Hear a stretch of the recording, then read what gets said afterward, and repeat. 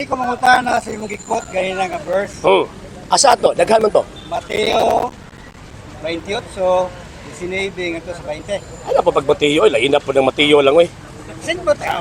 Tagait po ka na pagtahod po si San Mateo. Oy, ayaw, oy. Nakabalo naman. Tagait pagtahod ba? Na sila. Lain mo kay Mateo, murag silingan na tong mananggiti. Taro nga.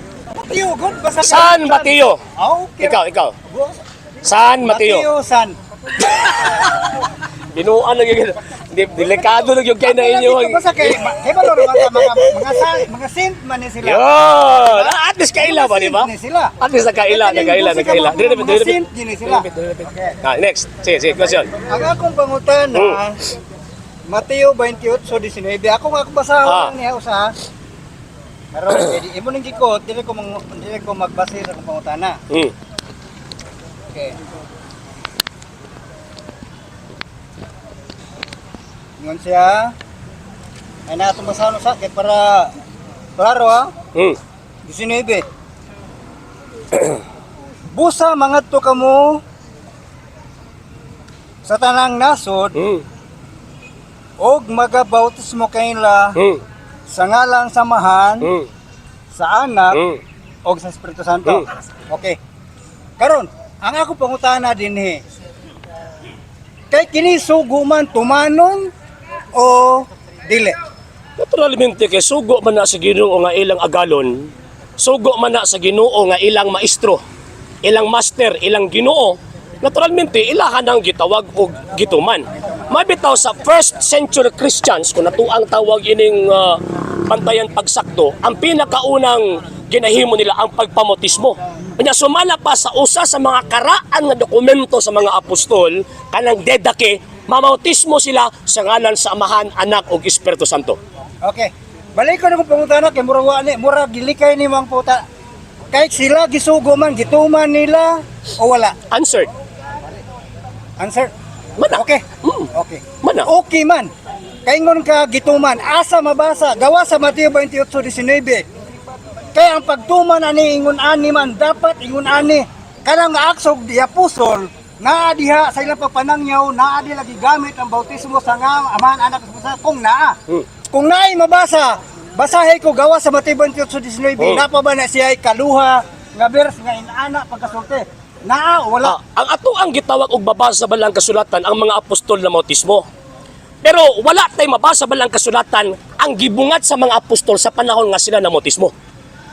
Wala man tayo mabasa. Nga naman kay ang gitawag og Biblia, dili man siya rubrics, dili man siya gitawag og kanang Book of Rights kay para mahibaw-an makita nato kung unsa gilitok nila sa panahon sa pagbautismo.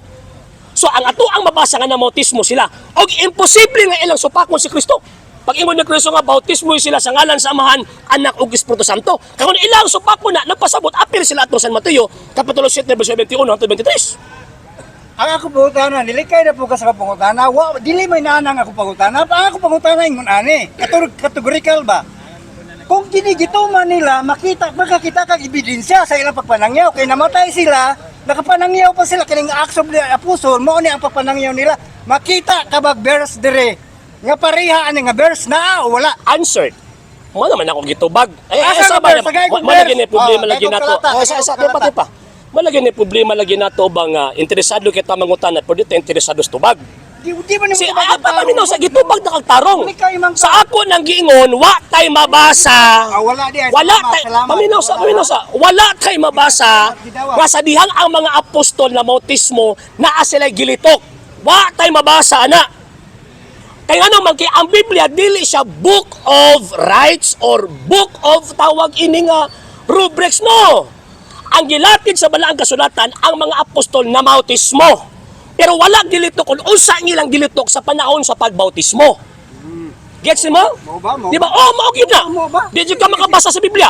Kay kung makabasa ka sa Biblia nga niingon San Pedro nga, bautismo at talpulano, bautismo at ka sa ngalan ni Jesus. O yun ko nimo. Moadto ko si mo, pero wa magisulti sa balaang kasulatan. Ang gisulti na ay nagwali, na ay na bautismo pero never gilitok sa mga apostol nga, bautismohan ta ka sa ngalan sa Amahan or bautismohan ta ka sa ngalan ni Jesus. Pero kung sunto na to insaktong pangatarungan, insaktong pangunahuna, imposible nga supako na si Kristo. Imposible. Ang gisukon ni Kristo, klaro, verbatim kung baga, baptizing them in the name of the Father and of the Son and of the Holy Ghost. O nakana nga statement, command na. O nya, dili pwede ni mo na supakon. Sa hindi pa po nakapag-follow sa mga pages po natin, i-follow nyo po yung mga pages po natin, RJ Horolanciano II, TV Apolia Punto Argumento page, Kuya Apologist TV page, and RJ's Vlog 2022. And pwede rin po kayo mag-send po dyan ng Facebook stars. And also, sa ating po mga channels, sa hindi po nakapag-subscribe, i-subscribe po ninyo yung mga channels natin, The Lay Catholic, Apologist International Official, RJ Sano II TV, Kuya Apologist TV, and Barrio Kawayan Religious Forum. And pwede rin po kayo mag-send po dyan ng super sticker, super chats, and super thanks. And maraming salamat po sa mga kapatid at mga Katoliko na always pong tumutulong sa programa po natin. Maraming salamat po. Nang dahil po sa tulong at suporta po ninyo, ang programa pong ito, until now, andito pa rin po sa social media. And until now din po, nangangailangan pa rin po tayo sa tulong at suporta po ninyo dahil wala po kami magagawa rito mga sir, mga ma'am, kung wala po yung tulong at suporta po ninyo. Sa gusto pong tumulong, sa gusto pong sumuporta, pwede po ninyong ipadala ang tulong at suporta po ninyo sa pamamagitan po ng ating mga account numbers dyan po sa ating pong screen. And pwede nyo po kaming i-message sa ating pong page kung via remittance po yung papadala po ninyo. Maraming salamat po in advance.